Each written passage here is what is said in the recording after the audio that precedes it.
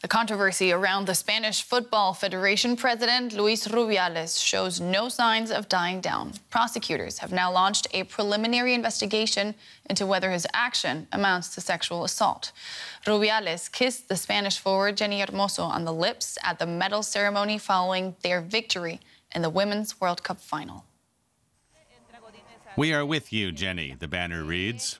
Spain and the rest of the world are standing by Jenni Hermoso. Male players in Spain's first division showed their support this match day, wearing T-shirts that read "Se acabó," or "It's over." I want to give my full, unconditional support to Jenni and the rest of the players of the women's team for what they are going through. Major sponsors dropped out after players and coaching staff quit the national team in protest. Even the Spanish government has gotten involved. The government will work so that Mr. Rubiales does not lead Spanish football again. That is our commitment. That's the task we are going to see through. The affair has sparked a wider debate on women's rights. With this disgusting situation, everyone has wanted to offer support. Everyone has stood with Spain and with women, and I think that's positive. I also think this takes the spotlight away from where it should be. But I think all this should have happened before. Not one day more. It's over. It's over that the women's strong victory has been tarnished by attitudes that are intolerable and that we are not going to allow again. Rubiales' mother has gone on a hunger strike in this church in southern Spain over what she calls her son's inhumane treatment. For more on the story, I'm joined by sports journalist Semra Hunter. She joins us from Barcelona. Good to see you, Semra. Now, Spain's top criminal court has launched a preliminary investigation into Rubiales. What do you expect to happen? It's a very good question. It will all hinge on the evidence that Jenni Hermoso provides and if they decide that she's in fact telling the truth when she says there is no consent. And the whole reason for this is that there was a law that was put into place last year, which is called Only Yes is Yes. And it's about consent. And it very explicitly says that in the absence of it, then it is considered a crime. It is considered sexual aggression. And I imagine that's exactly what they're trying to show here. That's what they're trying to prove. So there have already been 4 official reports, complaints that were filed to the Prosecutors' office in Madrid. They then took it to the National Court, which is the high court for these kinds of cases, which is now what they're looking into.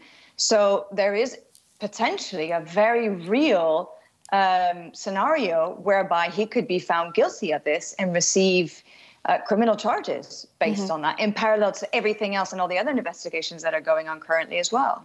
Yeah, he, of course, claims that he is innocent, but there has been an outpouring, we just saw it there in the report, of support for Jenni Hermoso around the globe. Rubiales, he refuses to go, nonetheless. How much longer can he hang on? It's a very good question, because he's clearly grasping on for as long as he possibly can with his nails, fighting tooth and nail for this, because I don't think he's going to stand down by his own accord. I think he will have to be forced out. So whether that's going to be via this criminal route that's being looked into, whether it's going to be via the administrative courts, which is also initiating proceedings as well, in determining whether they're going to suspend him from his post or if they're going to ban him, including as well from the sport overall, whether that could be anywhere from 2 to 15 years or for life. He's already, of course, temporarily suspended by FIFA, for the next 90 days provisionally. So I think because it is coming at him from so many different angles, one of these avenues will be the one in which it actually does remove him from his post. However, there could be a twist to all of this. The Federation is still in a meeting that was called earlier this afternoon, an emergency meeting, to talk about this very thing. And I think to make a decision about what to do about Rubiales. Up until now, they have vehemently supported him. They have been in his corner. They have repeatedly insisted that Jenni Hermoso is the one lying. So it would come as a surprise if they all of a sudden decided to make a U-turn and push him out. But it could happen given the incredible amount of pressure mounting from, as you say, the entire world as well as here in Spain. Yeah, maybe not within the association right now, as you're just describing it, but this whole affair has forced a reckoning of sorts with sexism in Spanish football and Spanish society. Would you say that we're witnessing Spain's Me Too moment kicking off? Yes, I do think so. Because what happened with that kiss, it was like the straw that broke the camel's back. I think people finally said, right, enough is enough. We're tired of this. We're tired of seeing this kind of man in a position of power, abusing that power, taking advantage of the moment, and then trying to hide behind the, oh, it's just the euphoria of the moment to get away with it. As time and time again, we have seen men in positions of power get away with things.